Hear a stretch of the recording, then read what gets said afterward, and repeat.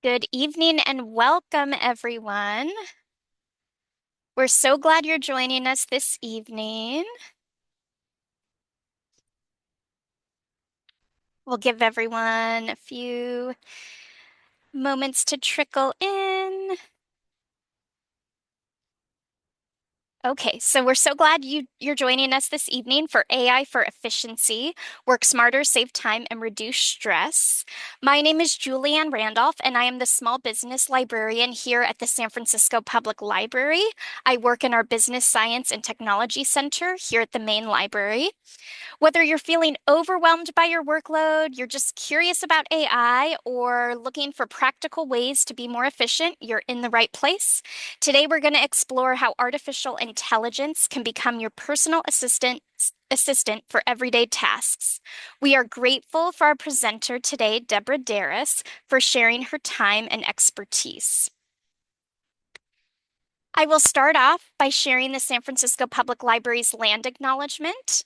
We acknowledge that the San Francisco Public Library sits on the unceded ancestral territory of the Ramaytush Ohlone peoples, and we give thanks for our ability to live, work, learn, and build community on their unceded ancestral land. A few housekeeping notes. Please use the Q&A function in Zoom to send us your questions. We'll have time for Q&A at the end of our presentation. Otherwise, you can feel free to use the chat if you just want to engage. I will change it in a moment so that everyone can chat with everyone. If you want to engage or share tips, your own experience with AI, we're all here to learn, and we're very happy you're here. You can enable or disable closed captions by selecting the CC or Show Captions in your Zoom settings tab. So feel free to use those.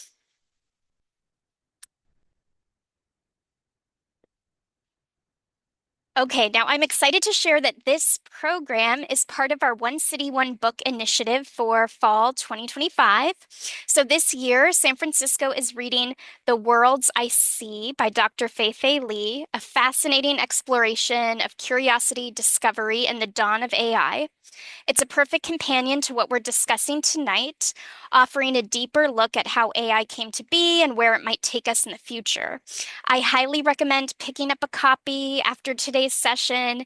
Every library branch in San Francisco has copies for you to check out. Some locations might even have copies you can take for free and just keep. And all month long in December and even into January, we will have programming across all of our library locations in support of this One City, One Book campaign. So we have lots of AI programs coming your way, including SFAI Week.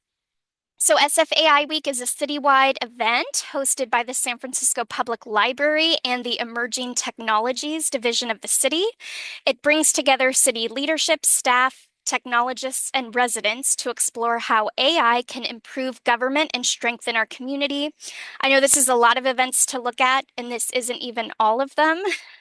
So I will put some links in the chat shortly with information on how you can get connected to these events. There's a lot of great things happening across the city. And with that, I'd like to welcome our presenter, Deborah Darris. Deborah is a leading expert in AI, AI for all types of people, but especially she's done a lot with small businesses. Darris developed an AI certificate program at Santa Barbara City College. She is pursuing a doctorate in organizational leadership at the University of San Diego, focusing on AI's impact in the workplace. The founder of Synergy Unlimited LLC, Darris has over 25 years of experience in corporate training, consulting, and keynote speaking, and we're thrilled to have her here today for this webinar. Deborah? Thank you so much and welcome everyone. I'm so grateful to be here with all of you and to have so many of you here. I'd love to hear in the chat what is your role that you play, and what is it that you want to get out of this training? Because the wonderful thing about being a trainer for so many years is I can customize the training to what you want to get out of it. So if you can just introduce yourself, say I'm a teacher or I'm an author, and what I want to get out of the training is to learn this. I'd love to hear from you in the chat. And then we are recording this, just so you know. And I'm going to give you a copy of the slide deck. You're going to get notes. You're going to get a transcript. You're going to get a resource sheet. So, the wonderful thing and the reason I love AI is because it's to make your life easier. It's for you to be more efficient. So, you don't need to take notes.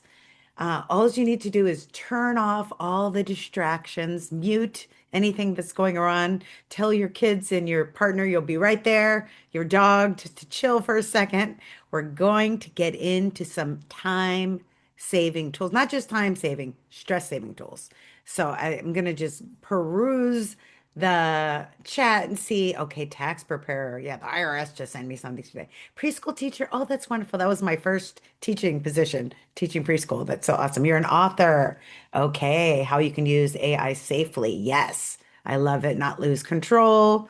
You want to build, okay, nurse, librarian. Oh, great, manager, worker. Okay, pelvic floor physical therapist. We have a great diverse range. People, school administrator, longtime teacher. AI can help you as a senior citizen. Yes. In fact, I just coached my mom, who is 79 years young, and I coached someone that was 84 years young to use AI. So I'm beginning to understand the needs of people over 75 and AI. Cool. All right, your doctor. Family is a small business. Wonderful. Well, all of you, welcome, welcome. I am going to begin the presentation, but I'm very grateful to hear about, who you are, and most important, how I can help you get your time back. Because now, with the holidays approaching, now with seems like time is speeding up. There's just like we blinked our eye from January and it's already the end of the year. Where did the year go? Right? And usually we don't see it through ourselves, but you see it through your kids or your grandkids, your nephews and your nieces at Thanksgiving. You're like, wait a minute, how did time go by so fast? But what we want to do is we want to learn how to leverage AI as a tool. And I love what you said in the chat about balancing curiosity with safety, how to really become knowledgeable, how to use it specifically professionally, whether you're a doctor or preschool teacher, or how to use it personally to be able to achieve your goals and visions. And that's what we're going to be doing tonight. People often ask me, why are you teaching AI? Because my corporate training career started teaching overcoming burnout, work-life balance, and time management. And I see AI as a tool to get you more time. If you want to golf, if you want to go paddleboarding, whatever my sport is, paddleboarding, whatever your thing is, maybe you just want to be with your family, maybe you just want to chill for a moment and actually enjoy your life. And that's what tonight's presentation is going to help you to do. Okay, so when we think about AI, usually there's two emotions that happen. One is a curiosity, and I invite you to have a curiosity of like a 3-year-old or a 2-year-old with an iPad where they're just touching it and what is this and what is that? Um, but I'd love to hear some of your concerns because I want to make sure that I address them. Because if you have your foot on the gas and then your foot on and your hand on the parking brake, you're going to get a little bit of AI, but it's not going to give you the 5, 10, even 15 hours back of your life. And that's what I'm going to guarantee if you follow my suggestions that you will get back. There is no way I could work full time, run a business, teach, and be a doctoral student if I didn't have the tool of AI. So, what is your biggest curiosity? You could put it in the chat when it comes to AI. Like, if you could leave this 90 minutes learning one thing, what are you curious about? Just put that in the chat. And then what is your biggest concern? What is your biggest concern about AI? Let's get them on the table, not hide them in the closet. Concerned about AI's reliability, hallucinations. Very good. How reliable is AI? This, I'm so glad to hear these concerns. Is my data safe? Very good. We're going to be talking about all of that. Will it take away my job? Okay, good. These are such great concerns, and I'm going to uncover them. Okay, what skills are employers looking for? Use of AI, impact on environment. Ah, yes. How can AI help me be more creative? Reliability, blah, blah. Okay, cool, cool, cool. Um, what I need to do is have an AI tool make it into like a poll so that I can see it and have it in the corner of my screen. So as I talk, I'll make sure I cover each one. But everything that you said, we are going to cover. We're going to talk about privacy. We're going to talk about security. We're going to talk about hallucinations. We're going to talk about your data. We're going to talk about creativity. So you got all of your curiosity and concerns are right in alignment with what we're here for today. So, most people, when we talk about AI, I'm kind of preaching to the choir because unless you are just liking to be a negative Nelly or a Debbie Downer or whatever you want to call yourself, most people are a little bit open. Even if you have a mustard seed of 1% of curiosity, you're here, right? So at least you're at the level of curious. Some people here may be confident you're using AI every day. And some of you may even be AI champions and you want to go to the next level or find out what you don't know. Because I have to tell you, I don't call myself an AI expert. In fact, I think a year, maybe a year and a half, 2 years ago, when I spoke at my first AI conference, I was like, I don't even really feel like I should be on this panel. My imposter syndrome, ego, not my amigo, was talking to me. And I realized it wasn't about being the expert. It was about sharing the AI knowledge that I knew to be able to help people. So I consider myself to be an AI educator. And I do know quite a bit about AI after creating the first ever AI certificate program in California and teaching that. We taught the first cohort, which was 24 hours worth of content. And we had our first graduates and going to be teaching it again and again. And I'll be inviting you if you want to go further with your AI. It's totally free and online through Santa Barbara City College. So I consider myself to be an AI champion where I want to advocate for the safe, human-centric, ethical use of AI. And I'll talk about what that really means. For those of you that have concerns about job loss, let's talk about that right from the beginning. Because as you can tell, we are in a very transformate, whatever you want to call it. You could call it volatile. You can call it transformational time, however your mindset sees it. There's a lot of change going on. And anytime there's innovation, there are going to be changes, right? And so when there's innovation and changes, like when we went from typewriter to computer, when we went from candles to electricity, when we went to horse and buggies to cars, right? So there's certain jobs that went away and certain other jobs that are coming up, right? So AI, I'm so glad that you're here because AI is a tool that if you know how to use it, whether you're an entrepreneur or an entrepreneur, where you work at a job but you're visionary, like my preschool teachers and doctors and that, this is going to be an excellent tool to save you time and give you energy so you can do what you really want to do. For those of you that are looking for work, having AI skills, having an AI certificate, having AI tools is really going to help you as well. But there are going to be jobs that are diminishing, and there are going to be other opportunities that are expanding. One thing that I really want those of you that have fear about that to know is there's something that AI can never replace, and it's right here. It's our intuition, it's our discernment. It's our emotional intelligence. It's our lived experience. In fact, I wrote a book about it. It's called Your Ego is Not Your Amigo, How to Tune Into Your Intuition. So what you want to do is you want to tune in to the fact that, AI is a tool, not the truth. And we're going to talk about the hallucinations and what to trust and what not to trust and how to use it and how not to use it, very importantly.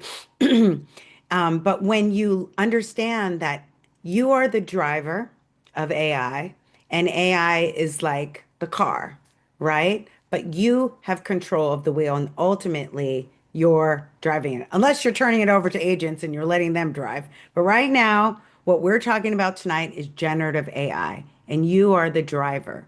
And you can decide what information you put in, what information you don't. You could decide through your power of intuition and discernment what you trust, what you don't. You have the power to fact check. Is this true? Is this not true? And I'm going to give you a lot of practical case studies to be able to help you to do that.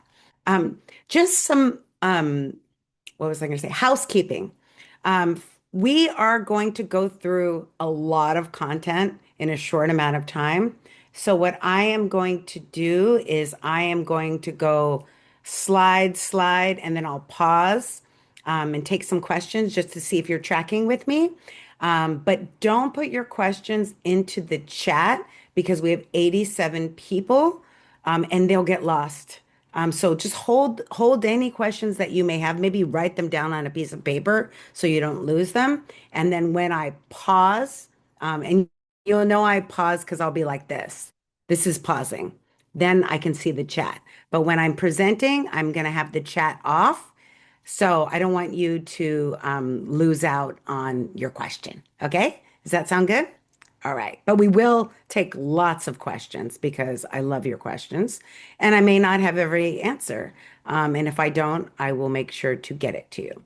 So before we even go into AI, what it is, what it isn't, how it could save you time, and all of the privacy hallucinations, and one concern that I didn't see that I had was cultural bias when it comes to AI. We'll talk more about that.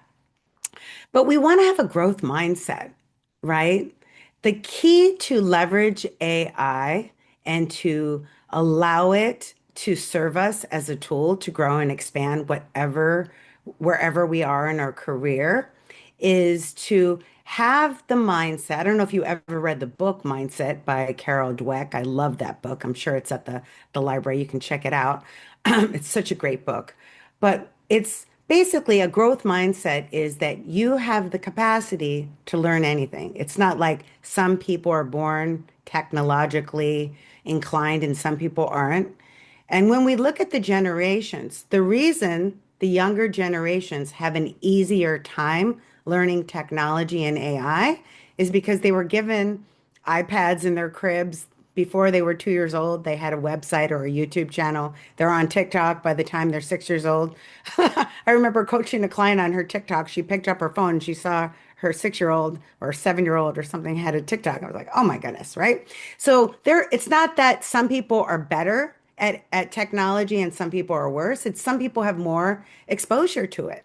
So you, at any age, 72 years young, can learn AI because you have an open mind about it. If you focus, and this is where your mindset is, on everything that is horrible about AI, and I will tell you, it does have an environmental impact. We're not going to talk about that tonight, but if you take my certificate program, we will talk about that. We have a whole section on the environmental impact. But there is the negative side, the environmental impact. There are a lot of cons when it comes to AI. But if you focus on that, you're not even going to be, you're not even going to put your foot into the pool, which I'm glad you are now just being here, right? So when I first started, thinking about AI, I grew up with the Terminator movies and all these crazy movies where AIs from Black Mirror take over the world, right? These robotic AIs. Why would I want to learn AI? But when I reframed, and that's what we do with the growth mindset, and saw it not that it's going to be a robot that's going to use me, but that there are tools with AI that I can use it. And just like social media, just like money, just like anything, except for books. Books are all good, but anything else but books. There is, a pro side and a con side. But what we're going to do during the next 88 minutes is talk about what are the pros? What are the tedious tasks that you as a doctor, that you as a preschool teacher are just weighed down in doing that you want to delegate to AI?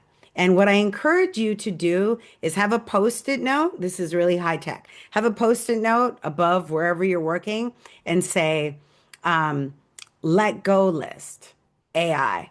And think about how can I delegate this to AI? For example, my social media content is now, I have a GPT that helps me with idea generation. My book marketing campaign, AI is helping me.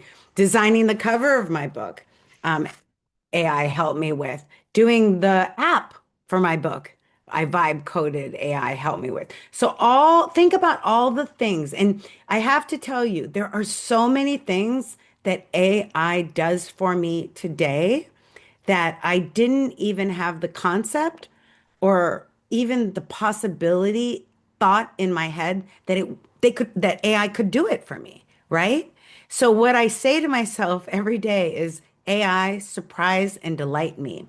And I give it a challenge. I don't know if you ever had a very smart, competent intern where you would ask that intern to do something and they would be like, "Oh wow, I didn't know that they could do that." And you were just impressed and impressed and impressed. That's what your AI chatbot, whichever one you're going to choose, and we're going to talk about that in a minute, is going to help you with. So I ask AI to do things for me that I don't think it can do, and it does it. And every day I learn a new way of using AI. And that's what I want you to have, that curiosity, have that open mind, be open at the top rather than close. Not like, how can AI harm me? How can AI hurt me? How can AI destroy the world? But how can AI serve me? How can AI be used as a tool to help me with this task, with this task, with this task, with this thing, with that thing? Okay. The other thing that I want you to consider, especially for those of you that are AI confident or AI champions, let's take it a step further. I was reading this awesome book. I'm sorry, I can't remember the name, but I'll tell you later if you want to know the name of the book. But it was on strategic AI leadership. And it was saying most people are using AI, ChatGPT, Claude, Gemini, Copilot, whatever, Grok, whatever you're using, Meta, as a search engine, and you're just looking for something. But what if you could use AI as a strategic partner? That you could actually brainstorm and strategize. And this is awesome for those of you that are entrepreneurs or intrapreneurs, because sometimes it feels like we're a lone wolf and there's challenges and problems that we have. And sometimes we can look at that problem from a myopic point of view through a telescope. And all we see is problem, problem, problem. We can't zoom out and see the big picture. But what if we had someone with genius brain capacity to brainstorm with that could help us, right? I'll give you an example of what I mean by this. So I have the paid version of ChatGPT, and I'll tell you why.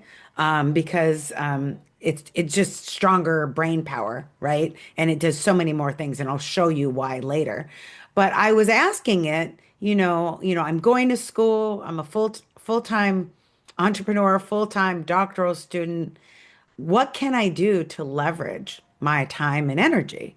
Right? Can you guide me to where I need to shift my business? And because I was using it every day, and what it does, like a great intern would do, is it learns you, it studies you, it predicts you, right? The large language models, ChatGPT, Gemini, Copilot, they start to understand your personality, what you want and what you need. So when I asked it that question, it says, Deborah Terrace, Synergy Unlimited, you have been a corporate trainer for 28 years. You are doing this coaching and this speaking and this training. What you need to do is you need to sell your intellectual property. You need to package it, make books, make programs, make apps, and sell it and go passive income. And you need to do strategic and start giving me all these ideas. I'm like, okay, all right. And I listened to it and I wrote the book. I was like, okay, this is good. All right. So you want to expand the way you're using AI. So we're not going to use AI, just ChatGPT, help me with this, make me a picture, do this funny dancing animal video. No, we're going to take it a step further. I'm a doctor in a pain medical clinic. I'm bogged down because I have this much paperwork. I have to see this many patients in a day. How can I leverage AI to blank, blank, blank? Right? So you want to start zooming out from basic tactical to-do lists to actually using AI strategically with the growth mindset. If you want to entertain my way of using AI, it will take you to the next level. Okay. But before we do that, let's talk about some challenges when it comes to collaborating with an AI. All right. So AI is culturally biased. Why is it culturally biased? In my AI certificate program, we spent a lot more time, like I'm in teacher, professor, you're in student mode. Right now, we're not in that mode. Right now, we're in business consultant, entrepreneur mode. And so I'm consulting you on as much information I can give you in a short amount of time. If you go deeper, we can go more into that, into like the definitions. But a large language model is basically like a ChatGPT or Gemini. It's trained on billions of bits of data, and this is the impact on the environment with the large data centers that are plugged in, soaking up our soil and all of that. But the reason that they're trained is so that they can understand and predict what is the next thought that we're thinking. What do we need? Predict our language patterns, right? Um, Unfortunately, it's trained on data that's out there in the internet. And if that data is culturally biased, then guess what? The large language models are culturally biased. They're doing, when I say they, the top companies, OpenAI, ChatGPT, Anthropic, Claude, Google, Gemini, Meta, Llama, they're doing their best to improve it, but it's not their priority. So, like, for example, if you say, I want a picture of a CEO or a group of CEOs, it may give you all white males. So, you may need to educate it on cultural innuendos because it may not know. Okay, that's one thing. The other thing, privacy and security. One of the things I did with my certificate program is I brought in a cybersecurity expert. And he basically laid it into us about, privacy and security and this and that. If you want to err at the side of caution, the cybersecurity guy would basically say, don't be on ChatGPT, don't be on Claude, don't be on Copilot, build your own AI. But most of us, don't have the capacity. Some of us do, though. One of my bosses I work for the Economic Development Collaborative, Small Business Development Center under the SBA, and he built his own because he didn't want any client data in the system and he wanted to have a specialized private dashboard, and he built it. But you want to think of ChatGPT and Gemini and all of these like social media. So think about what wouldn't you put on social media? Because, and you probably tell this to your kids or your nephews or whoever you're mentoring, right? You're like, don't put anything out there that you wouldn't want on the boardroom if you're interviewing for a job, right? That's what I used to be a career counselor. So I would say those kind of things like, what are you going to put out there? However, the attorney that I had speak, I had an expert attorney who specializes in copyright, which we'll talk about a little bit. And trademarks in AI. She said that she was using a private large language model that was specifically made for lawyers, but it wasn't trained on enough data. So it didn't have a big enough data set for her to actually use it functionally. So she ended up going back to use ChatGPT. But there is a way you can use ChatGPT with increased privacy. Would you like to tell me yes or no in the chat? Would you like me to show you how to make your chat GPT more private? Just say yes or no if you want me to take a moment to show you or not. You could say yes or no in the chat and I'll know whether to go on. So most people are saying yes. I haven't seen one no. Okay. So and by the way, I have taken so many classes, so many trainings in AI. I think I take a certificate or a training every week. Every weekend, I'm taking some sort of training. So I'm always learning something. And guess what? It's always changing and it's always updating. Even I went to my chat GPT, which is now 5.1 and was 5.0. Can you see my chat GPT if somebody can tell me if you can see it, that would be great. Okay. So I use Yes, you can see it. Okay. All right. So hold your question so I can show you how to do this. Okay. So this works both for the paid version and for the free version, although I highly recommend the paid version. Why do I recommend the paid version? And I primarily use ChatGPT because of this privacy.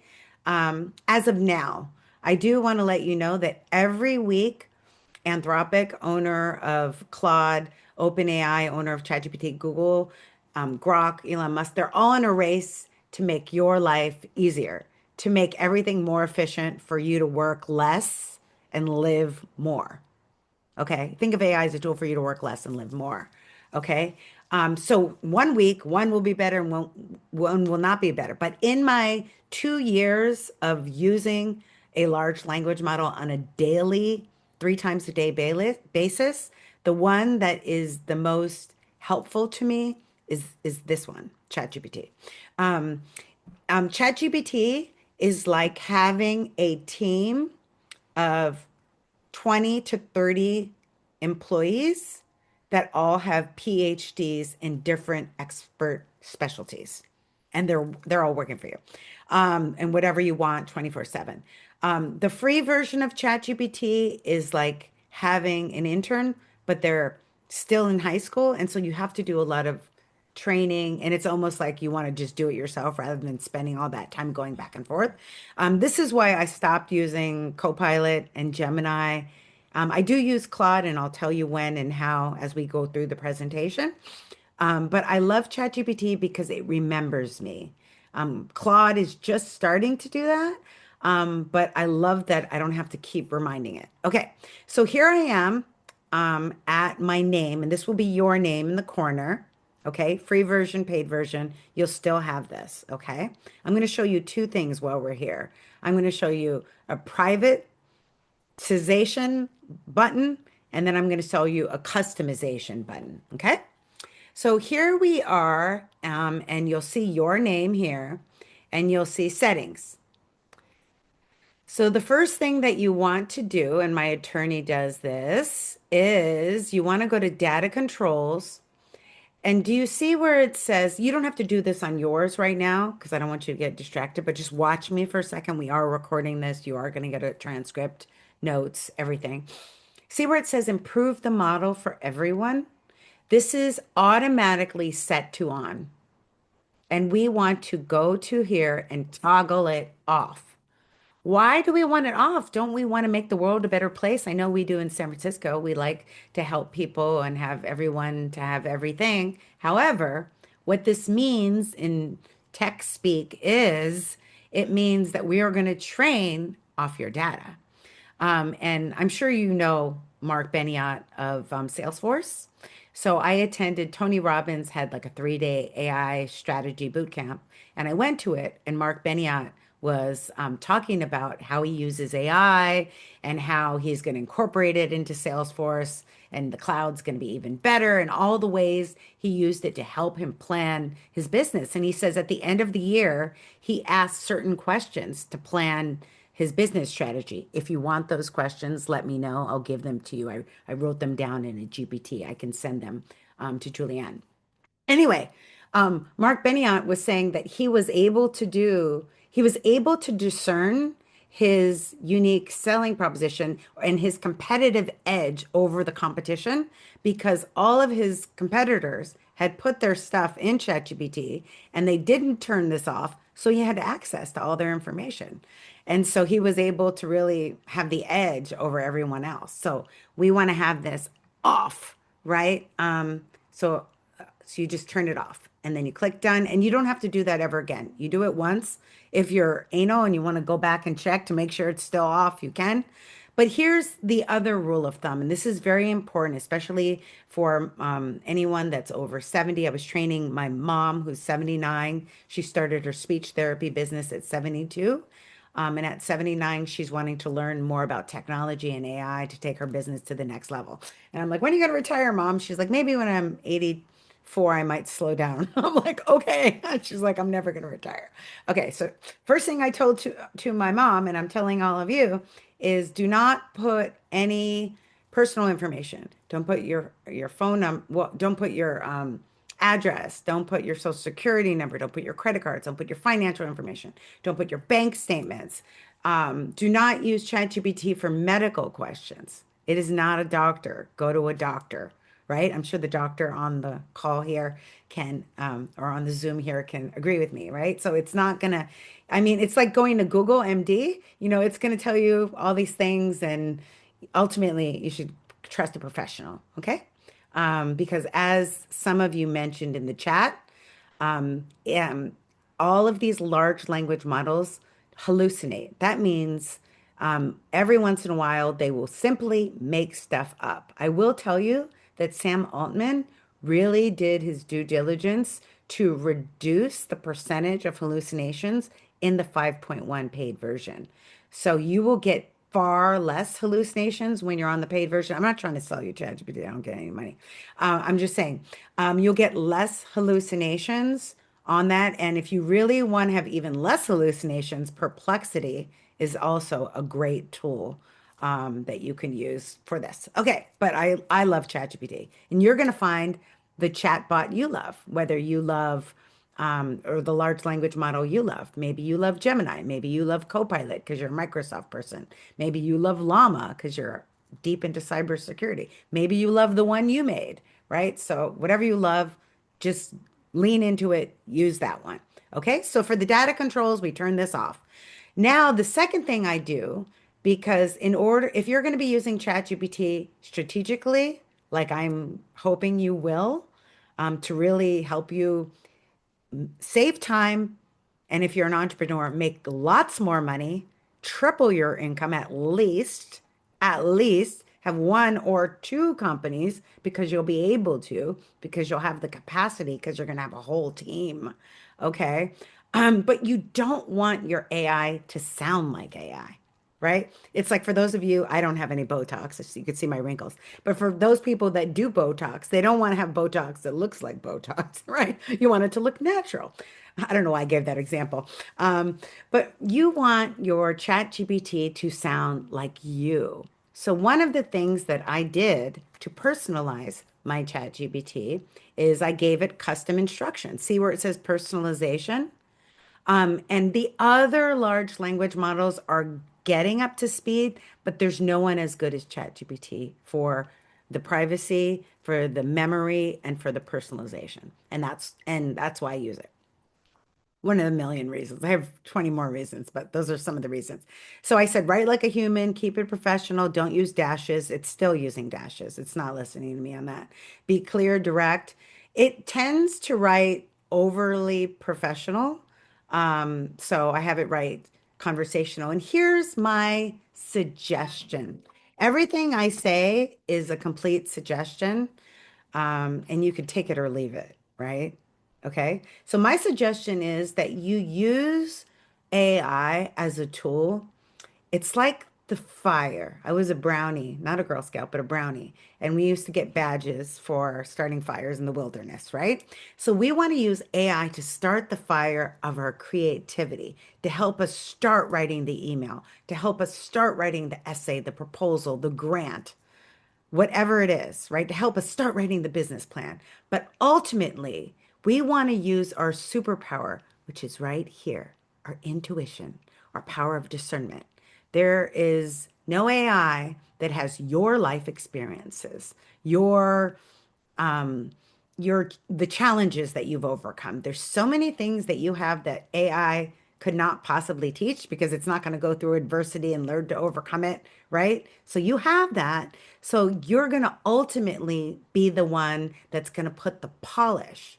It's just lighting the fire. You're going to kindle it and keep the fire going and make the flame robust, right? Because it's cold here in San Francisco, right? I'm not in San Francisco, but I'm sure it's cold. I feel like I'm in San Francisco with you. So does that make sense? So we're not going to use it to write for us. We're going to use it to get the fire started, okay? So we can say what it wanted us to call us. What it really helps to fill in your occupation. Because what I have found with my ChatGPT, and I've been using it for I think like 2 years now, or maybe a year and a half. I don't know. Time goes fast. It now that it knows that I teach and that I'm also a student and that I'm a corporate trainer and that I'm an author and this and that, it references things. And so it saves me so much time because it will refer to things that I do and take it from the context of a professor, take it from the context of a consultant, or take it from the context of a student. So it's super awesome to put the occupation in there. More about you. When it says your tone is warm, direct, and deeply human, you write like someone who isn't afraid to be honest. But so did you think I wrote this? No. So what I did to find out about me, because most of us aren't this self-aware to know how we come across with a conversational rhythm. What I did was check this out, my friends. I went to a chat and I pasted an email.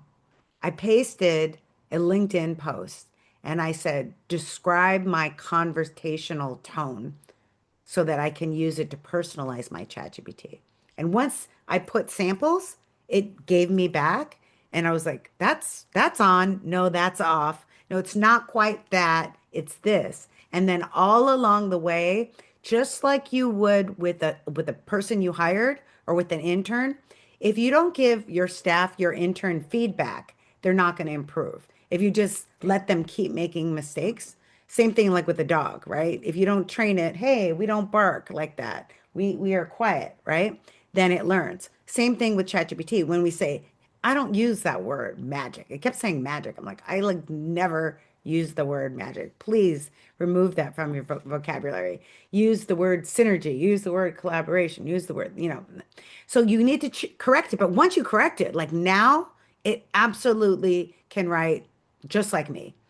So it has helped me in sales. Those of you that are in sales, and if you're an entrepreneur, every single one of you entrepreneurs, you're in sales. And if you're an entrepreneur, you are selling yourself to either go up the career ladder or stay in your position. So we're all in sales, right?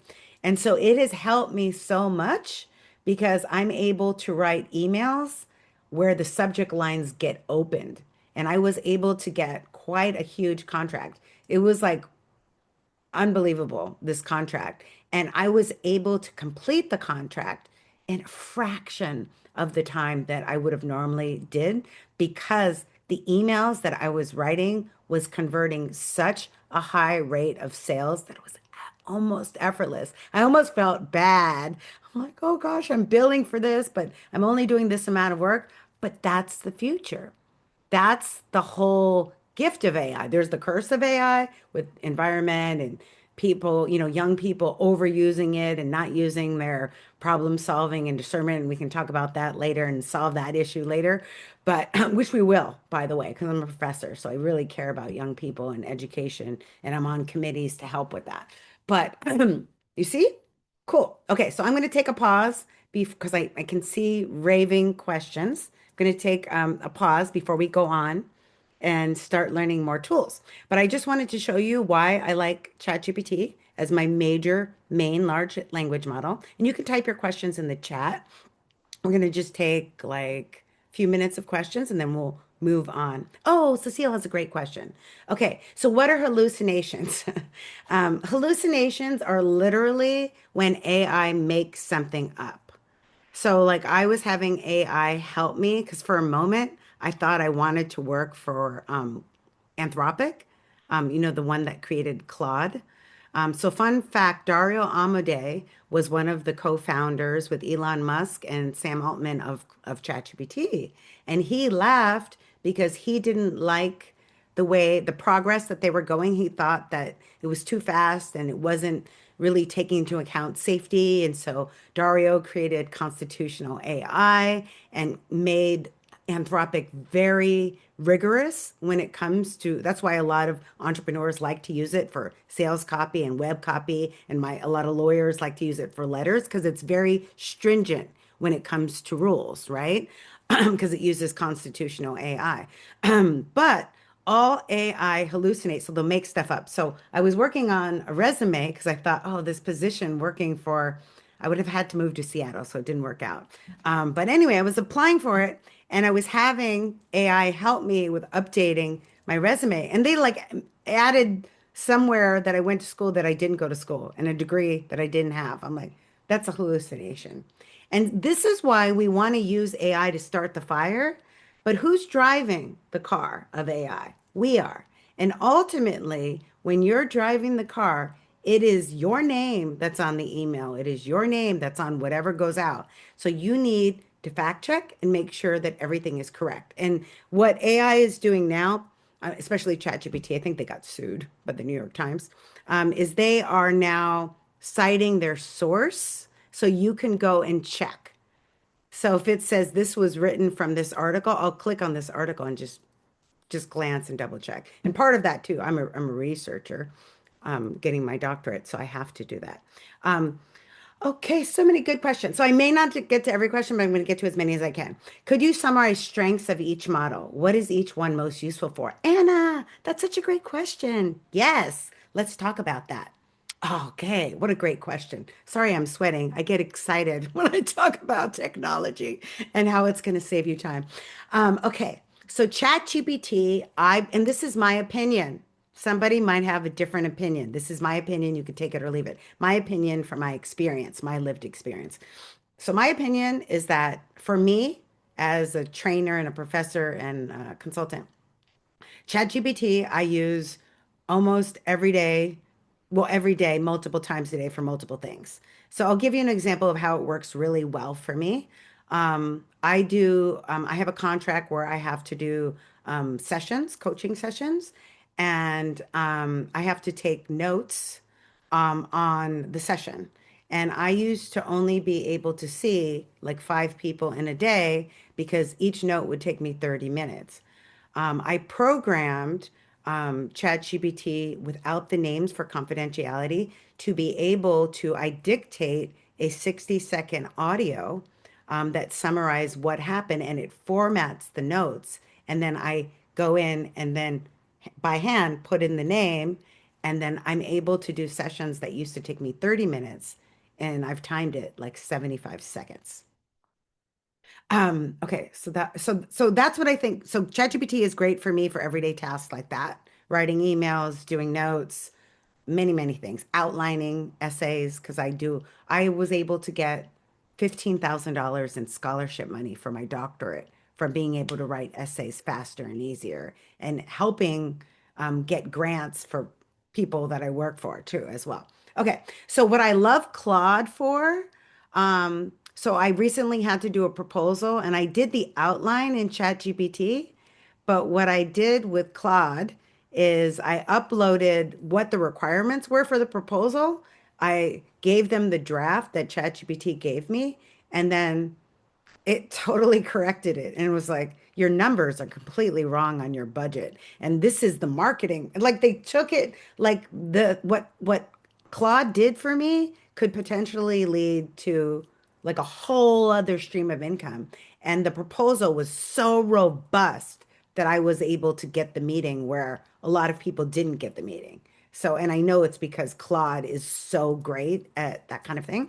Okay, what I love about Google Gemini, and if you do the certificate program, you're going to learn a lot of this.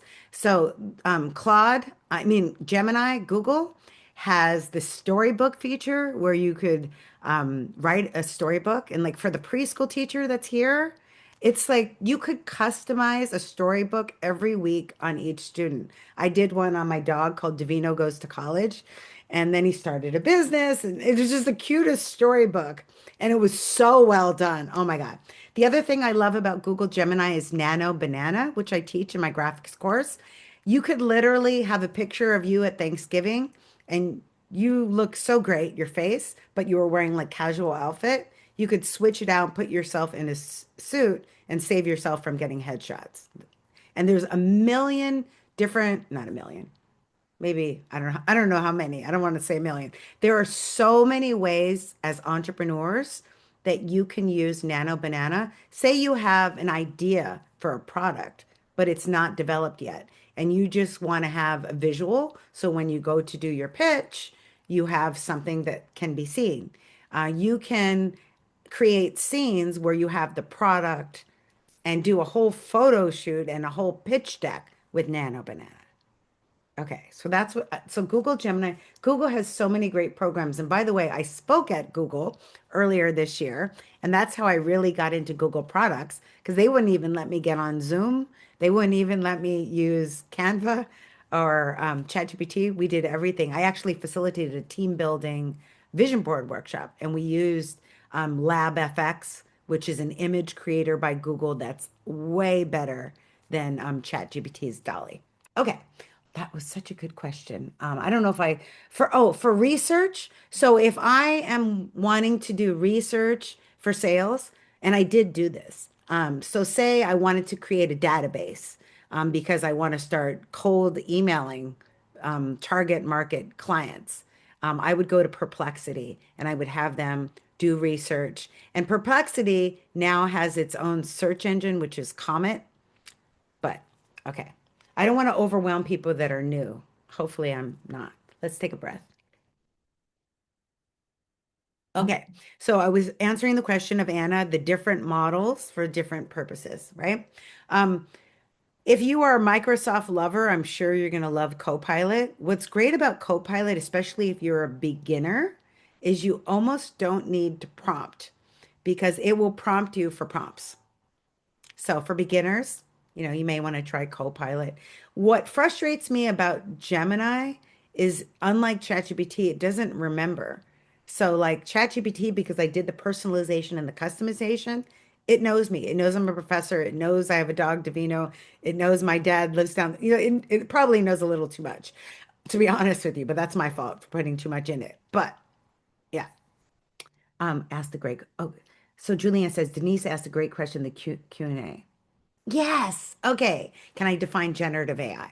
So when we think about AI, AI has been around for decades, but what we're talking about tonight, generative AI, it means that the word generative means you can generate from a prompt. And a prompt, let me define prompt, is a command, like an instruction. Like if you say to your intern, can you get me a coffee? And it gets you a coffee, but you're like, no, I wanted an iced Americano with a splash of cream with pumpkin on it. But you didn't say that. Your prompt just said I wanted coffee. So the better your prompts, the better your results. Okay. So generative AI, by a prompt, you can create text like an email. By a prompt, you can create an image. By a prompt, you can create a song. I've written like 8 songs now. I could play you some of this. I even created a music video. And those of you that are therapists, psychologists, you can even use it to help your clients. So how I've used it with me, generative AI song creation. I use Suno, Suno. I have anxiety about driving, especially going over bridges. That bridge is getting me nervous. Anyway, so the song is about I'm safe on this road, and it's like giving me all these affirmations, but in song. So I sing it every day to reprogram my subconscious mind to enjoy driving and all the reasons why driving is fun and freedom. So that's cool. So hopefully I answered your question about generative AI. Okay, we're going to do one more question and then we're going to go on. We could do a whole program just of questions. Maybe we will in the future. I don't need the PowerPoint. You could just ask me questions. Okay. Um, okay, so I summarized strengths of each model. And I didn't do all the models. I just did the models I use. Like I didn't mention Grok because I don't use Grok. I didn't mention Llama because I don't use Llama. Um, I just started using Sora, which is a video creator. We'll talk about that if we have time. Um, Oh, so I think it's Ari. I need glasses. ChatGPT kept giving advice to the high school student how to commit suicide. There's a lawsuit against OpenAI from the parents. Yes. In fact, that's one of the reasons that Dario Amodei left and started Anthropic because he felt that ChatGPT did not have enough safeguards. And to be honest with you, I'm not a parent. But if I have a dog, but if I was a parent, I would not let my child use ChatGPT because now I think they're going to start having erotic novels or something weird on ChatGPT like that. What I would recommend, and I didn't mention it, but those of you that are educators and those of you that are parents, the best AI tool for young people is not ChatGPT, is Notebook LM. This is another Google tool. And if we have time as we go through, I could show it to you. As a student myself, I use it every single day for every single class. What Notebook LM is a synthesizer. It basically takes your like class assignment or your syllabus, the readings, the videos, anything you want to learn, and it synthesizes it and it puts it into a chat bot. So, say you had a question for your teacher on your homework, but you couldn't get a response. You could ask the chat bot, and it has the information from the assignment, from the syllabus, from the resources that you put in it. You put in the sources, and then it creates a mind map for those people, those learners like me that are neurodivergent and that we don't learn necessarily through visual, or we need more spatial auditory tools. It has a mind map. It has a podcast. You could program the podcast based on what you want to learn. So when I go to the gym, I don't listen to music. I listen to podcasts on my doctoral teachings so that I can learn. I also, that's a lot of the way I've taught myself AI is I'll take 10 AI videos on a certain topic. And like I'm learning vibe coding right now to be able to make an app. And I'll take videos that from reputable sources and I will um, and I can program the podcast based on what I want to learn. I'll say, can you do a podcast that tells me as a student how to learn ABC? And it'll structure the podcast. It has a video podcast. It has a audio podcast. It could do it short. It could do it long. It could create images with it. It can create infographics. So those of you that are very visual, you can learn something fast by an infographic. It's so great for learning concepts. And then it also now creates slideshows just to help you. Oh, and then it has flashcards and then a quiz. So it can help you as a teacher to have different modalities to teach. It can help you as a student, different modalities for learn. So Artie, to answer your question, I would not have my child using ChatGPT. And I wouldn't have my child using social media, but I don't have children. And that's why, because this world is a crazy place. So, all right. Okay, can we go on? Or you guys want me to just answer questions for half an hour? I have a whole slide deck. It's really up to you.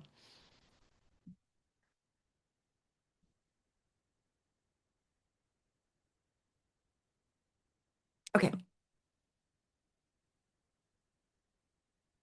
Oh, you do the same with notebook. Okay, keep going. Yes, let's keep going. Okay. Thank you. Thank you. Okay, cool. Because this is really for you. That's why I want to do what's most beneficial for you. And I think what would be beneficial if I could go through more of my training. Okay, let's continue. But I love your questions and I love your participation. Okay, so we talked about that. Let's just continue. So when we talk about um, all of these large language models, whether it's ChatGPT or Copilot or Claude, these are tools in our toolbox, and we can pull them out when we need it. When I need a song creator, I'll choose Suno. When I need a video creator, I might choose Sora. If I need to write an email, I might choose ChatGPT. If I want to write a proposal or a grant, I may use Claude. If I want to do a slide deck, I may use Gamma, right? So these are different tools. So when we think about how can we save time with AI for efficiency, when you think about what sucks the most of your time, I don't know about you, but for me, it's email. I teach at 5 different organizations, and each one of them has an email for me. And for me to like answer all these email, I was going insane. So I got an AI tool to help me. And I'll show you what I use, and you could see what works for you. There's lots of them. The other thing for me as an instructor, I need to do a lot of presentations and I like to make them new and exciting. Like I already taught this workshop before here, but I'm not going to use the same presentation twice. Like I wouldn't wear the same outfit twice. Why? No. So I'm always going to improve it, make it better, innovate. And so now, instead of spending hours on PowerPoints and hours on Google Slides, in minutes can make a slide deck. In fact, I'm teaching a 15-week business plan class. My students are graduating and doing their pitches tomorrow. And I was able, in a 30-minute session, help my client, my student, outline her pitch deck just with Canva. This is made through Canva. Canva created this for me, and it was so fast, minutes, minutes. So we'll talk about that. We can also make faceless videos. Those of you that want to have a side hustle, make some extra money, have a YouTube channel, you can. You can make faceless videos. I have tools for that. Those of you that need a flyer, wow, there's so much going on in the library. So many graphics, so many flyers to be made. Did you know that Canva now has AI? So instead of going to a template and you having to do all this stuff, you put your brand kit that has your brand colors, your brand fonts, you tell them what kind of flyer, it does it for you. You press a button, it turns it into your colors. You press a button, turn it into your fonts, and you just edit it like you would edit a Word document. And minutes, you have a flyer. So I'm saving myself money because I'm going to do a pop-up for my book. And instead of paying a graphic designer that they're probably outsourcing it out and charging me a fortune, I'm going to design it myself with Canva. Okay, writing proposals, reports, and grants. Um, I am going to share with you some hacks to do that. Okay, video avatars. I'm going to tell you do's and don'ts of video avatars if you want to use them. If you don't want to use them, don't. Excuse me. So let's start with email, which is the bane of my existence. I don't know about you. So you could see, let your AI handle your email, and you could be outside doing what you like to do, going for walks, going for hikes, making money, long trips to the bank, depositing checks, whatever you enjoy. Time with your family. 28% of the work week is lost to email. Okay. SaneBox is the AI tool I use. It's similar to QuickBooks. If those of you that use QuickBooks, or I use Monarch for my personal budget, you're basically training your inbox. So you may be on a newsletter list, but it's your friend and you don't want to offend your friend by unsubscribing, but it's blocking your inbox from important emails from your boss or from a client. So now you can put it into SaneBox's black hole and it'll just keep it there for you, but it won't clog up your inbox. And what SaneBox does is it gives me emails twice a day at specific times that I check it, but it's already organized everything. So it put the newsletters here, it put the receipts here. It put it like it's like say you had a maid and you trained your maid how you like to organize your house, and then you come to your house and it's just clean and organized. And you're like, oh, now I can focus. That's what SaneBox does. So I use SaneBox for that. The other thing I use, which I find to be so helpful, I don't know about you, but I'm very energetic and neurodivergent, you would say. So for me, sitting still and being creative and writing emails and writing anything is very difficult.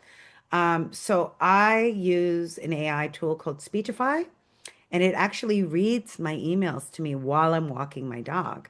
And then I could reply with any AI tool, with ChatGPT. I usually use ChatGPT.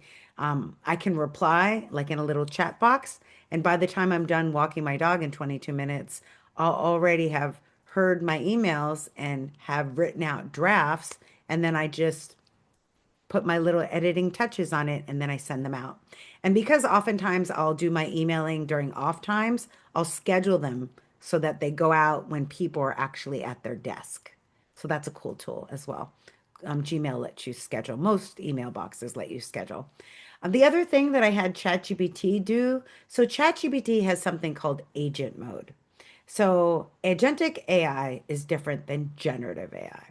So generative AI, what is it? Remember what we talked about? It generates from a prompt. So you can generate text, you can generate pictures, you can generate videos, you could generate music, et cetera, et cetera.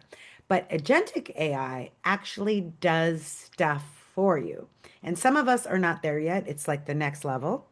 And so, like for example, but you have to give it permission. So ChatGPT has permission. I let it have permission to go scan my Gmail, and it scans it. And if there's anything important, it lets me know. It'll be like, oh, you need to respond to this, or oh, you need to, this is what, this is what's going on. So, and that's the bare minimum of what agentic AI can do. But I'm just giving you an example of how I use ChatGPT to scan my email. The other thing I want to let you know about ChatGPT, the other reason I like it is there's two buttons. You can't really see. So there's two microphones. You may not know that. One microphone looks literally like a microphone, and the other one looks like a button, like a circle with like white lines. What's the difference? The microphone button is the dictation button. So right now I'm dictating a note, right? So I'm dictating a note, and it's probably because it's so well trained, gonna like rewrite my note more efficiently. And it says, Gotcha, I hear you loud and clear. The mic button is working perfectly. What are ways I can serve you right now? It's asking me all the things. Anyway, would you like this? Would you like that? However, if I use this other button, hello, what you doing? Oh, I have the volume off.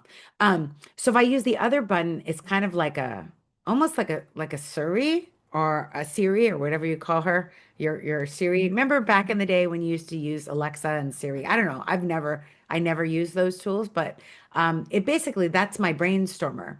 I can strategize ideas, right? So I could say, I'm really overwhelmed with 5 inboxes with my email. What is your suggestion and what is your strategy for me to be more efficient? And it could give me ideas and tools. Okay.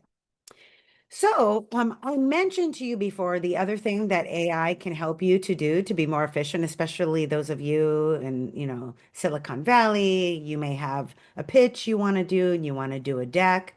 I'm sure you already know that Canva.com has hundreds of templates of pitch decks. But did you know that Canva also has generative AI? So you can use Canva AI and prompt it and it will create, like if I prompt it on public speaking, it will create a deck on public speaking, and then I can go in there and edit it. I have an online program that's on elevating your public speaking, and I was able to make that online training faster and easier because Canva was getting the party started by doing the layout, doing the graphics, even putting some of the text, not to replace my ideas, but to light the fire, to ignite my creativity. Because I don't know about you, but if I'm working 8 to 10 to 12 hours, I don't know how many hours you work, maybe you work more, there's no room for creativity. Your brain is in sympathetic stress, fight, or flight mode, not in creativity, parasympathetic rest and digest mode. You don't have the capacity to access the creative part of your brain. So by delegating to AI, it's freeing up resources of your brain. So you're going to get to do things you love. Like I got to write my book, I got to design the cover, I got to do a music video, I got to write a song, things I would never have time to do if I didn't have AI as a tool.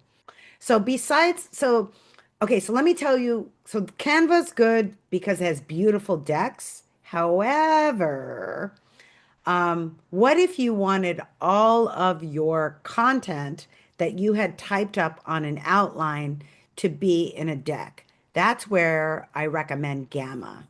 And if we had more time, I'd be demoing all these, and you will learn this if you continue with the certificate, or I can come back to the library and we could go deeper into any one of these topics because I have a whole presentation just on Canva. And I could do one just on Gamma. But the difference between Canva and Gamma is Gamma, you can take an outline that maybe ChatGPT helped you. My ChatGPT is already trained to format my outlines for Gamma. And why did I need this? I developed an AI certificate program, 24 hours of content. For each of that, I would do a 4 hour. Now we do 6 hour class, but before we're doing 4 hour classes. So I needed like 10 decks, right? And I had to create them. And I was like, oh my God, this is going to take forever. And my dad was sick at the time, and I wanted to be at the hospital by his side, not creating PowerPoints. And I discovered Gamma. So I would create my outline, I would co-create it with ChatGPT, we'd go back and forth and iterate it. And then I would paste it in Gamma, and within seconds, I would have full decks. And I would be able to edit the graphics, but like in seconds, like in 2 minutes. And this really came in handy in school because in our doctoral program, we'll have an assignment where we go in a group for 20 minutes and then we have to present back to the class. And so we would make a gamma and we would knock the sock off of the professor and they'd be like, that's awesome. So that's the presentations. Okay. The other one, which I was telling you, I was alluding to before that I love is Nano Banana. So Nano Banana was going viral because of the potential to be able to transform everything we see in advertising. And this is where the challenge and the con could be. Those of you that are concerned about job loss, I know my friend that is a stylist is very concerned because she gets paid like, I don't know, $3,500 a day to style the model. Whereas now with Nano Banana, you could go in and style a model that's an AI model and it lowers the cost of production, right? So that is a sincere concern, right? So when you think about Nano Banana, if you have Google, right? So if you have Google, oh, this is kind of cool. Your video is ready. That's funny. If you have Google, it's part of Gemini. So if you just go to your Gmail, I'm here at the Gmail, and you go into your Gmail, you'll see this little blue little diamond thing. This is an app you want to have on your phone. Because say you take a picture with your family at Disneyland, but then there's some crazy guy in the background that kind of crashed your picture, you just upload it to Gemini, which is using Nano Banana technology. It'll erase the guy in the back. I've done so much awesome editing with Nano Banana. And like I told you, the storybook, I wrote the book about Davino going to college. And you can use this for very creative advertising ideas, right? So if you want to make a book about your, new project, this is another great tool for young people to use as the learning coach. So you can use it to help if they're studying concepts in school. Notebook LM is my preferred one, but this is also great. Um, so many things you could do. All right. So yes. So, for example, say you had a picture of you and you're in a certain suit, but you wanted to have a different color blazer for a headshot somewhere, you could use Nano Banana for that. So that's going to save you time, energy, and money. What else? Okay, so this is where I want you to get curious. Remember, I said have a growth mindset, have a strategic mind. Ask AI every day how to surprise and delight you. So I was teaching the AI certificate class, and all the deans came to my class. I was like, oh my goodness, no pressure, right? And one of the deans was working on a grant. And so I said, well, let's use your grant as a case study. Um, because it wouldn't hurt to have more grant money at the college where I'm teaching, right? That was my ulterior motive, right? But anyway, so I was like, okay, so how long does it typically take you to write a grant? She's like, well, I have to lock myself up for 3 days and I don't even have time to come up for air or have a glass of water or anything. It's just so tedious. And so I shared with her that ChatGPT has what's called GPTs, where you can make custom generative pre-trained transformers with anything you want. If you want to make like social media posts for a month, you can train it. If you want to make a proposal with certain things, you can train it. I used it because I have to do speeches and I wanted to have keynote speeches in my certain tone, in my certain voice, in my certain cadence, in my certain style. And I had ChatGPT. I gave them an outline for a speech and, my main points and the theme and everything I wanted, and even the stories. But it created it so amazing. And I put it on a teleprompter on my iPad and I got a standing ovation. I probably did the best speech of my life because it was so next level, the speech, right? So during the class with the dean, I was able to create a GPT for her.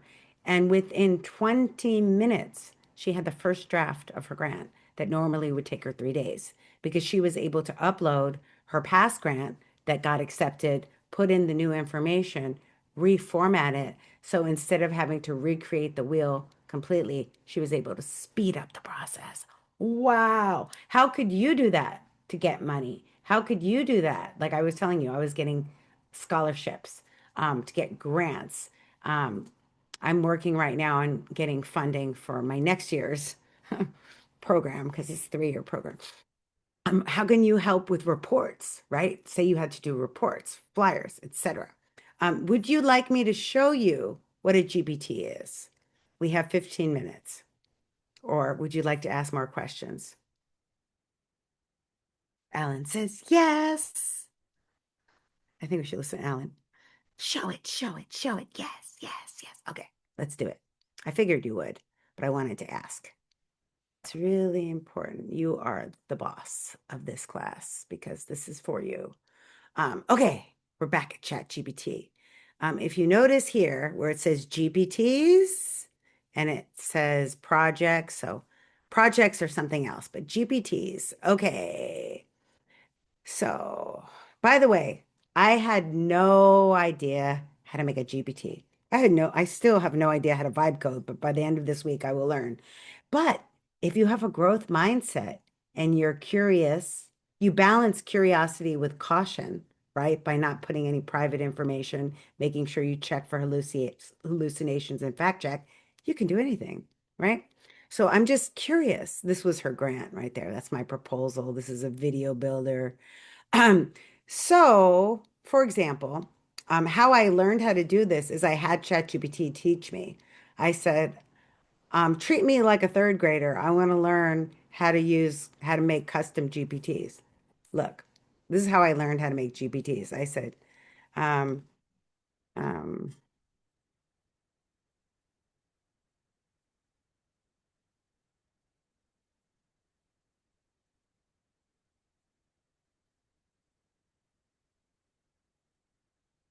I should say 10th grader. So, because I didn't know exactly what to do to make a GPT or what it was or how to do it, it says, I love this. I have Speechify on. I don't know if you can hear. Love this. All right, I'm your AI big brother for this one. Let's build your custom GPT step by step in a way that actually makes sense for a 10th grader. There are two main ways to make a custom GPT. The easy no-code way inside ChatGPT, called a custom GPT. The more advanced coder way using the OpenAI API, this is closer to real app building. I'll walk you through both, starting with the easy one. Easy mode. So we're going to only do the easy one. So what they're saying is we can make a custom GPT. So you want to decide what you want the GPT to do. Think of a GPT, let me make it easy for you to understand. Think of a GPT like your grandmother's recipe that you make for the holidays.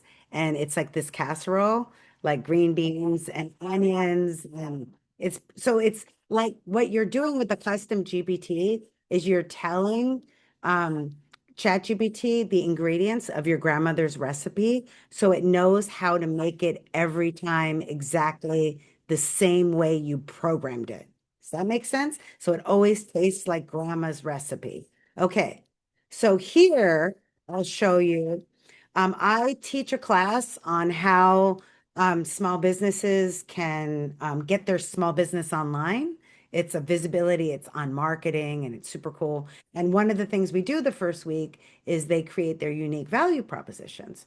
And oftentimes my students were having challenges when it came to that. So I made a GPT that helped them to, I created prompts for them so that they could ask the GPT to improve their UVP. It says, help me create a UVP for my wellness. Great.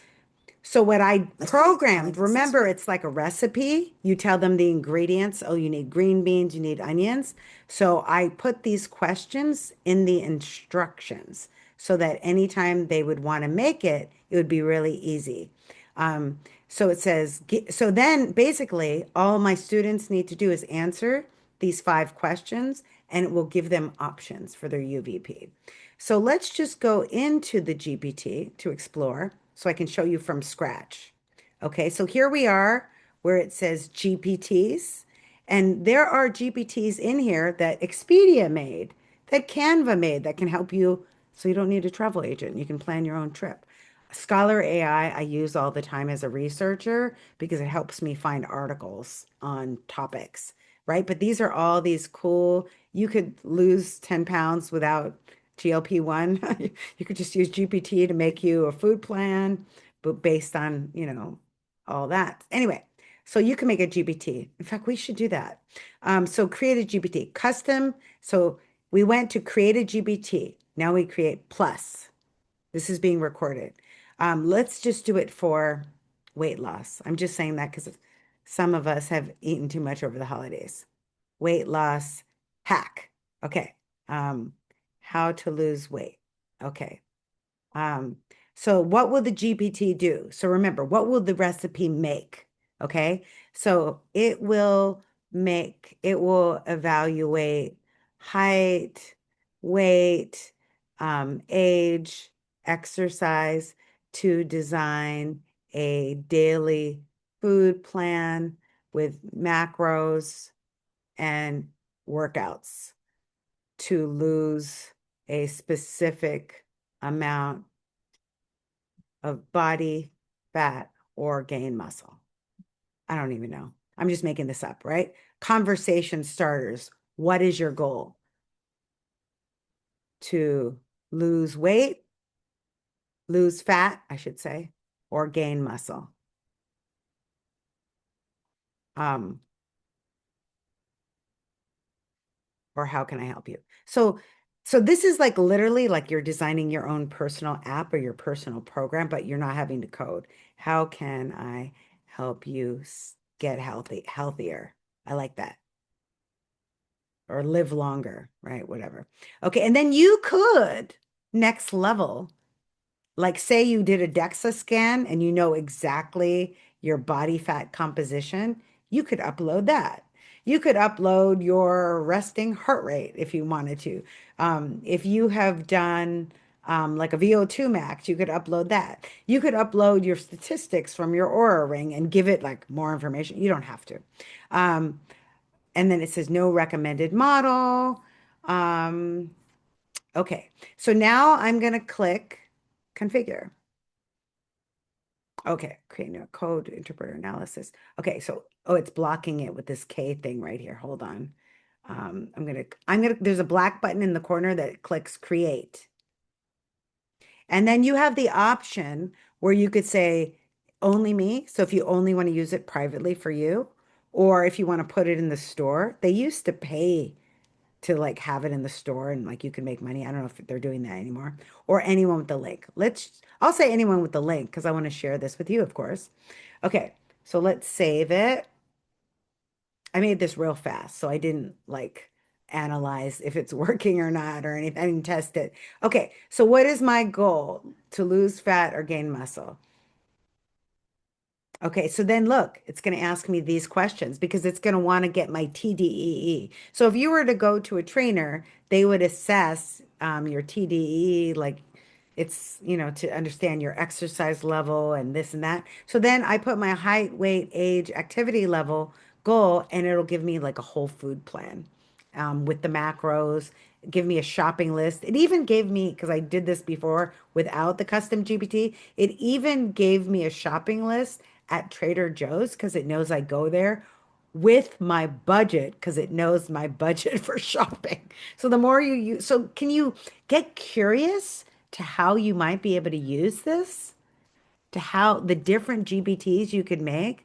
If I go here to explore and I go to the GPTs, I have one that's an operations manual for my clients to make their SOPs. I have a content creator. I have a video creator.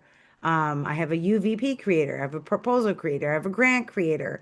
I have a speech creator. Sky's the limit. And this is all included. So included in ChatGPT are the GPTs, custom that you can make, but also projects. So I'm applying for a 10,000K loan that's also going to be forgivable. And I have to like write 3 essays, get 2 recommendation letters. So based on what they're asking for, I'm going to outline the recommendation letters for each person that I'm asking to write a letter for me. So they're more likely to get it. And then I'm more likely to get approved for this because I'm going to follow everything because I gave all of the directions to the project. And because I am not detail oriented, I've delegated my detail orientation to my project here, and it's going to make sure that I don't miss anything. Because if it were up to me, I would miss something. But if it's up to this, it's going to catch it. So that's an example of how I use GPTs. And we can go on GPTs. But let me tell you, it is going to save you time. It is going to make you money if you use it, if you explore it and get curious. And hey, if you need more help with doing it, go back into ChatGPT. Remember, it's not a Google search engine. It's a strategic partner. Ask it. Say, I'm still not understanding the concept of GPTs. Can you explain it to me like a third grader? And it'll break it even more down. It'll, you know, so try it. Okay, so have you ever wanted to clone yourself? So I cloned myself with Sora. I like literally. I said it as a joke. I just need a clone to make videos for me when I'm not feeling camera ready. And Sora is included with ChatGPT. So when you pay your $20 a month, which honestly, if we just cut down a little bit on coffee, we could afford the Sora 20, the AI, the ChatGPT, which includes the GPTs, includes the projects, includes the personalization, the customization, the privatization, and Sora. God, I sound like a sales girl. They need to put me on payroll. Anyway, so these videos are not me. But what they did was they took my face and I went like this, went like that, and they made like a little clone. I also cloned my dog. That's not him. Also cloned my car. That's not my car. Um, so there is a time and a place to use this. So you don't want to overuse it where people feel they're being deceived and tricked because part of what you want to do if you're using videos on social media to grow your business or to grow your brand is to build trust, to get people to like and trust you. So you don't want to overuse it and you want to make it really clear that it's AI and not you. But it can be used to like I'm using it for like promos for my book signing and for this and this and that. I did it for this music video for myself. It's reprogramming my conscious mind to be overcome my fear of driving, et cetera, et cetera. There's another tool you can use, which is v.io. It enables you to do video editing. So say you don't want to do any cloning, but you just want to edit videos faster and easier. It literally has an AI tool that if you don't know anything about editing, you just speak to the AI tool and say, I want you to clip off the silences. I want you to fix the eye so that I'm focused in the camera. I want you to remove the ums and ahs. I want you to add light bossa nova, Sergio Mendes type music. I want you to cut off the edges. I want you to, whatever you want, you just say that, it'll do it. And I'm sure there were Black Friday, Cyber Monday specials with these with Veed. I have a coupon for Veed. I don't for Black Friday. I'll see if it still works. I'll give it to you. But also, so that comes with your $20. So Google has its version that's called VO, but VO, it's like $200 a month, and you don't need to use VO because I found a hack. You can use Flow. Let me give you a hack, and then I'll wrap up. I love to save you money and save you time. So this is a cool hack. So when I was preparing to speak at Google, I also spoke at Netflix. I had like this greatest year this year. And by the way, I did a vision board, AI vision board, and on my vision board was AI Netflix. And I spoke there. Okay, so here is, and so I learned so much about Google products, and they have a lot of free products. So you don't need to spend $200 on VO because you could use Flow, which is another Google product that uses VO, and you have a certain amount of credits. So I use Google Workplace, and I pay $24 a month to have an email deb@deborahdarris.com because I need another email, like I need a hole in the head. Anyway, so but I have another email.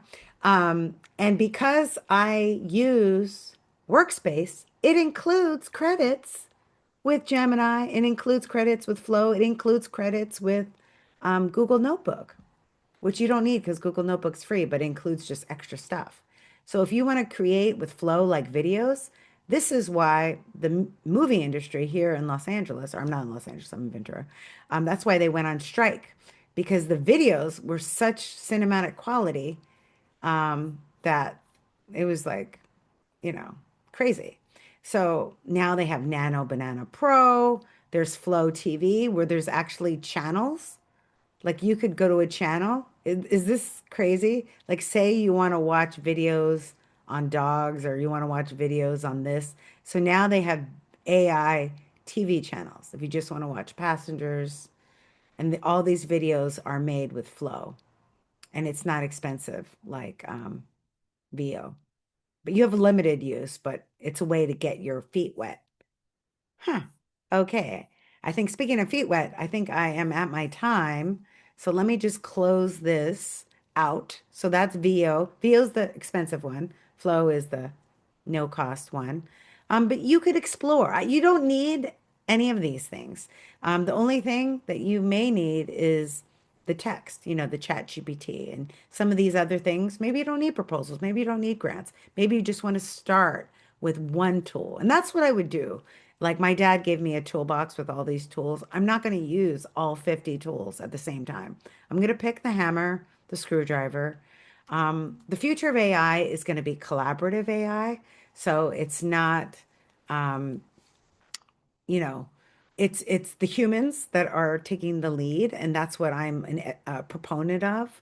I am teaching human-centric AI. I'm teaching leaders of tomorrow, not just to fire everybody and replace everybody with AI tools, because guess what? When they do that, they're going to have to hire them back.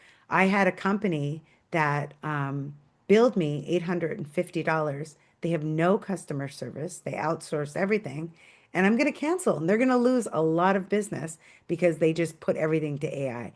AI is only a tool, but it needs to be led and directed by humans. And that's why there's going to be a lot of new jobs where for people like you that are savvy, getting savvier every day with AI, because you're going to just be curious and cautious and learn new tools, you're going to be the ones that are going to have the job opportunities because you're going to be the leader. And by the way, if you want to do my free AI certificate class, you'll get a badge on your LinkedIn so that when you're looking for a job, it'll show that you have an AI certification. Not that you need one.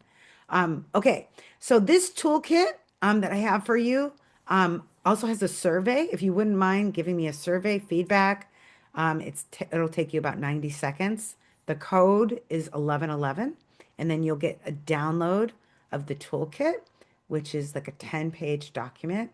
If you do not want to do the survey for whatever reason, you don't have to. I'll just email the resource sheet to the library and they'll send it to you. You're also going to get the deck, the recording, the transcript, I really appreciate your time, your questions, your energy, your focus. If I can be of service to you, you can connect with me on LinkedIn. I like human touch, believe it or not. You can call me on the phone. And I have a YouTube channel with some of my live presentations, and I'll be doing more and more on, and actually I have a new one to upload. I got to upload that one. Yeah, and so you can check that out. And that's it. I think my time is over, so I will stop talking.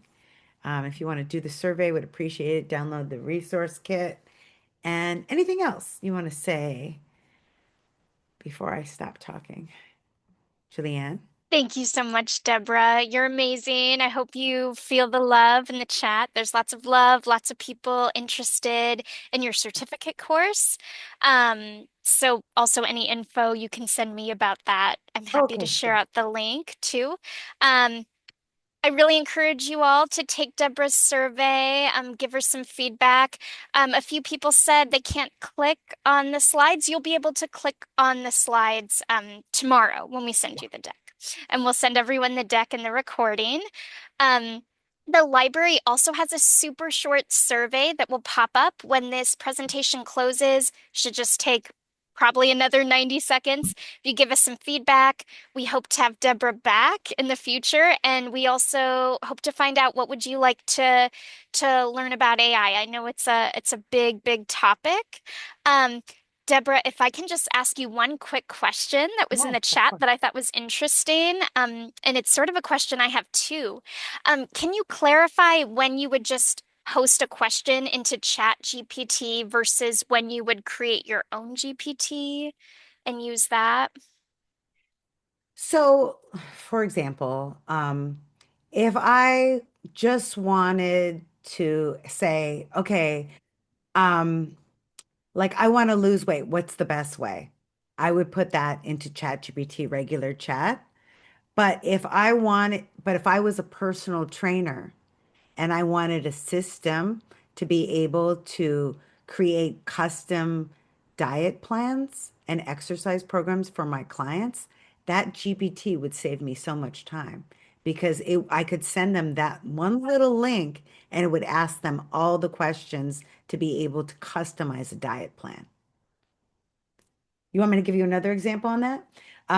So if I just needed to write, like right now, I have a script for my graduation tomorrow. So I just did a regular chat for the script and I gave them my outline. But if it was speeches that I was doing on a continual basis, think about the custom GBTs, anything that you want to do on a repetitive basis, and think of it like a template and you want, or a boilerplate if you're old school like me, a template or a boilerplate, something that you're going to do repetitively and you want to make it faster and easier for you to do that over and over. If you're just going to do something once, you're one and done, you could just put it in the chat GPT. Did I answer the question? Yes, that is very helpful. Thank you so much. Great And thank you for that question. trick. Custom GPTs are definitely something I know I'm going to explore. Again, Deborah, we really appreciate you. We thank you for your time and expertise. We definitely hope to have you back. And for everyone who's interested in learning even more about AI, I'll include the information for SFAI Week in our follow-up email. Ooh. Um, and also a quick plug, if you are just wanting to do something fun and get some holiday shopping done this weekend, the library actually has a small business stroll on Saturday. 2 to 5 p.m. We'll be on Clement Street with our Richmond branch, visiting 6 amazing small businesses. So I'll also include that in our follow-up email, which we will send you tomorrow. Deborah, thank you again. Thank you. Thank you, everyone. I so appreciate your great energy. San Francisco, you're the bomb.com. Not everyone's as fantastic as you. I Oh, we always really love coming appreciate to it. San Francisco. You guys are awesome. Well, So, we love you, Deborah. Thank you so much. okay, take care. Ciao. Take care, Bye. everyone. Bye.